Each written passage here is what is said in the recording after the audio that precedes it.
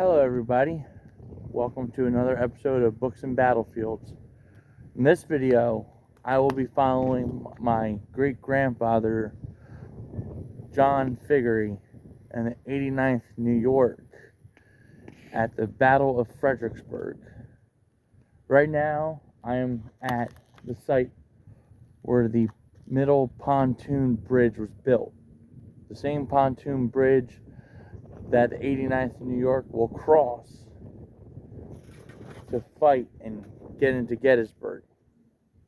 Now, the 89th New York was the first regiment to come across the pontoon bridge under sharpshooter and infantry fire along the heights here of Mississippians.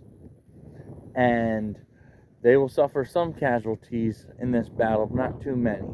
Not compared to the rest of the Army of the Potomac. Now, before this has happened, Antietam was not too long ago. Roughly 3 months prior, Antietam happened.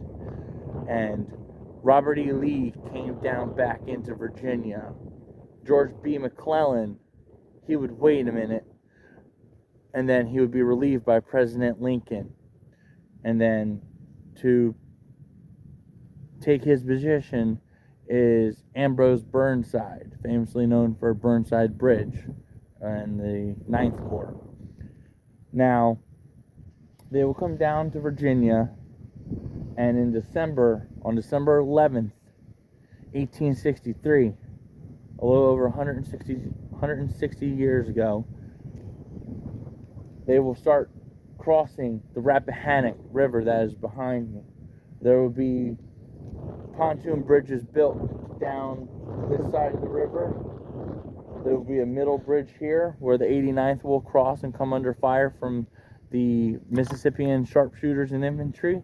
And then there will be pontoon bridges built down a ways of the river as like the last bit of the bridges. Now, I've learned behind me is George Washington's boyhood home, where he grew up with his mother Mary, and it was the same home that where his father passes.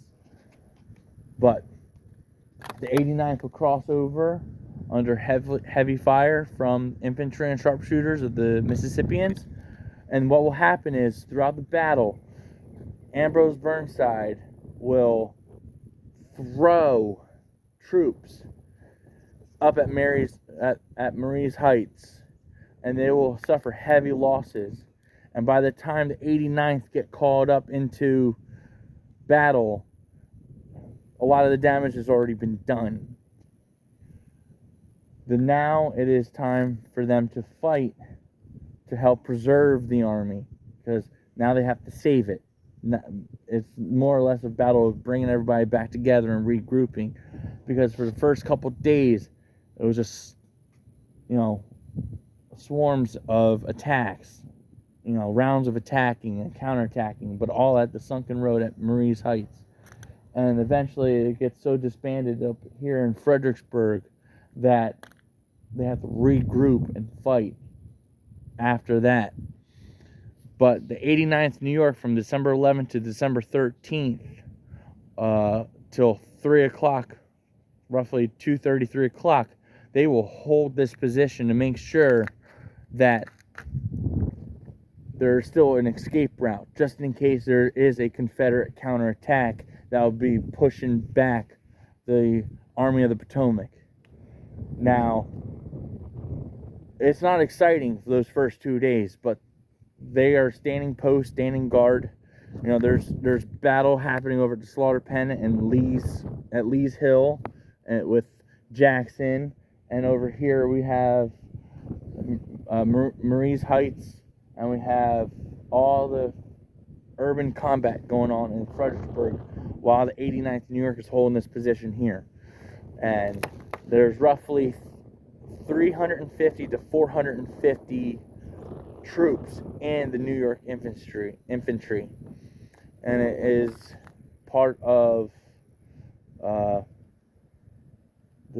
9th Division, I believe.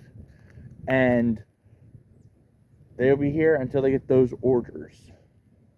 And then now we will move on up to Mary's Heights. They will be ordered to go through an unfinished railroad, and they will march up there and they will attack, and it'll end up becoming the last charge of the battle. So now we'll go there to talk about what happened. Now, of the Battle of Fredericksburg, the Union will suffer 12,000 casualties, while the Confederates will suffer a little over 1,000 here at the sunken road, but altogether roughly about 5,000, with possible numbers inflated. That way people can go home for Christmas. With those casualties being so high, it's a wonder that the Army of the Potomac stayed together. Morale would have been low, and no one would have been happy to be part of the fighting. But the Army of the Potomac, after Fredericksburg, will live on, and eventually they'll fight again in Fredericksburg, Chancellorsville, and then they'll go and fight at Gettysburg and so on, and then eventually win the war. But Fredericksburg was a learned lesson, and one that will never be forgotten. Now, my great-grandfather, I would say, John T. Figgery, was part of the 89th New York Infantry, Company E.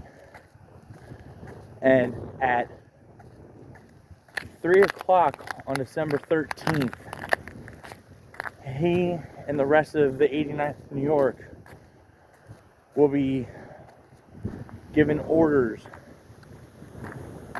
after defending the pontoon bridges at the middle pontoon bridge in Fredericksburg from December 11th to the 13th. They'll be ordered to attack Marye's Heights, where most of the fighting has seen its bloodiest. You've seen multiple brigades and regiments take heavy losses. Joshua Chamberlain will be on these heights attacking. We'll also see the now forever ingrained and memorialized Angel of Marye's Heights, where I love to see humanity take place in a time of war. Take care and offer comfort to the wounded and dying soldiers of the Union Army.